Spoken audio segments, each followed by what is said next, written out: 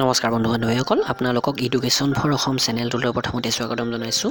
Attendant clerk তথা অন্য বহুকেইটা পদ মুকলি হৈছে আৰু ইয়াতে 10th 12th তথা গ্ৰেজুৱেট সকলোৱে এপ্লাই কৰিব পাৰিব। তো এই পদকেইটা ক'ৰ পৰা আহিছে, ইয়াতে লাষ্ট ডেট কেনেকুৱা, তো সকলোবোৰ মই ভিডিঅ'টোত ক'ম। আহক আমি ভিডিঅ'টো আৰম্ভ কৰোঁ। তেজপুৰ ইউনিভাৰ্চিটিৰ পৰা আহিছে এই ভেকেঞ্চিটো আৰু ইয়াতে কি পদ খালী হৈছে চাব। ইয়াতে প্ৰথমতে internal audit officer, medical officer, sports officer, technical assistant, laboratory attendant, library attendant, upper division clerk আৰু হিন্দী টাইপিষ্ট, এইকেইটা পদ খালী হৈছে। আৰু ইয়াতে এই পদকেইটাৰ কাৰণে অনলাইন এপ্লাই কৰিব লাগিব, যিটো ৱেবছাইটটো দিয়া আছে tezu.arnet.in। এইটো ৱেবছাইট 13/2/2019 ভিতৰত ইয়াতে এপ্লাই কৰিব লাগিব। চাওক কোনটোৰ কাৰণে কিমানটা পদ আছে, ইয়াতে সকলোবোৰ উল্লেখ আছে আৰু কি ধৰণৰ যোগ্যতা লাগিব সেইখিনিও ইয়াতেই উল্লেখ আছে। তো ইয়াতে দৰমহাৰ নিৰিখটো প্ৰথমতে দিছে গোটেইকেইটা পোষ্টৰ কাৰণে।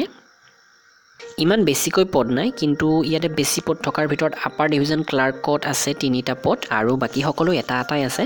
তথাপি যিসকল বন্ধু বান্ধৱীয়ে ইচ্ছা কৰে তেওঁলোকে নিশ্চয় এপ্লাই কৰিব ইয়াতে।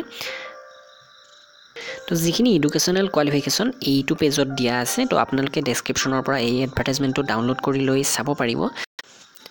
তো মই গোটেইকেইটা পদৰ এডুকেশ্যনেল কোৱালিফিকেশ্যন আপোনালোকক নকওঁ, 5 নম্বৰৰ পৰা কওঁ। লেবৰেটৰী এছিষ্টেণ্টৰ কাৰণে বেচেলৰ ডিগ্ৰী লাগিব আৰু মেজৰ থাকিব লাগিব এডুকেশ্যন বা চাইক'লজিত।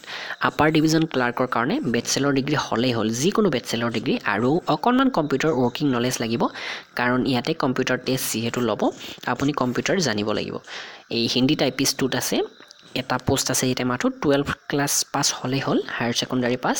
কিন্তু ইয়াতে টাইপ ৰাইটাৰ আপুনি জানিব লাগিব। টাইপ ৰাইটাৰ যিটো আগৰ দিনৰ আছিলে সেইটোৰ ক্ষেত্ৰত 25টা ৱৰ্ড পাৰ মিনিট আপুনি পাৰিব লাগিব, আৰু কম্পিউটাৰত যদি টাইপিং কৰিব দিয়ে 30টা ৱৰ্ড পাৰ মিনিট আপুনি পাৰিব লাগিব। লেবৰেটৰী এটেণ্ডেণ্ট আছে এটা, এইটো কাৰণে 10 পাছ হ'লেই হ'ল, কিন্তু অকণমান যদি যোগ্যতা আছে তেনেহ'লে বেছি প্ৰিফাৰেঞ্চ পাব। তথাপিও যিখিনিৰ নাই তেওঁলোকেও এপ্লাই কৰিব পাৰে বাৰু ইয়াত। আৰু এটা আছে লাইব্ৰেৰী এটেণ্ডেণ্ট, ইয়াতে 10 পাছ হ'লেই হয়, আৰু যদি লাইব্ৰেৰী ছায়েন্সৰ চাৰ্টিফিকেট আছে অথবা ইয়াৰ এক্সপিৰিয়েঞ্চৰ চাৰ্টিফিকেট আছে তেনেহ'লে বেছি প্ৰিফাৰেঞ্চ দিব আপোনাক। আৰু ইয়াৰ আগৰ যিকেইটা পোষ্ট সেইকেইটা আপোনালোকে চাই ল'ব। ইণ্টাৰনেল অডিট অফিচাৰটো একচুৱেলি এইটো প্ৰবেশ্যন টাইপ হ'ব, তো প্ৰমোশ্যন বুলি যিটো কয়। তো ইয়াৰ পিছতো medical officer, health centre, MBBS degree লাগিব। স্পৰ্টছ অফিচাৰৰ ফিজিকেল এডুকেশ্যন এনেকুৱা ধৰণৰ অকণমান বেলেগ লাগিব।